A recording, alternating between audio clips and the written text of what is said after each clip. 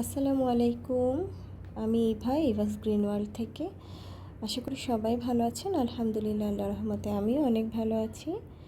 আজকে আমার ছোট্ট বেডরুমের একটা ভিউ আমি শেয়ার করছি। এটা হচ্ছে বিকালবেলা যখন রোদ পড়ে তখন। আর অনেকে জানতে চায় যে আমার বাসাটা কোথায়। এটা হচ্ছে রামপুরা টিভি রোডে বাসাটা, টেলিভিশন ভবনের পিছনে। খুবই ছোট্ট বাসা। আর এটা হচ্ছে 8th ফ্লোরে আছে বাসাটা, এই জন্য আলো বাতাস এত বেশি। পাশে যেহেতু বিল্ডিং নেই, দুই পাশ থেকে প্রচুর আলো বাতাস আসে বাসাতে। আর হচ্ছে এটা বাসা যেহেতু অনেক ছোট, আমি খুব কম ফার্নিচার রেখেছি, মানে একেবারে যেটা না হলে না। আর আমার যে গাছ আছে সেগুলো দিয়ে সাজানোর চেষ্টা করেছি।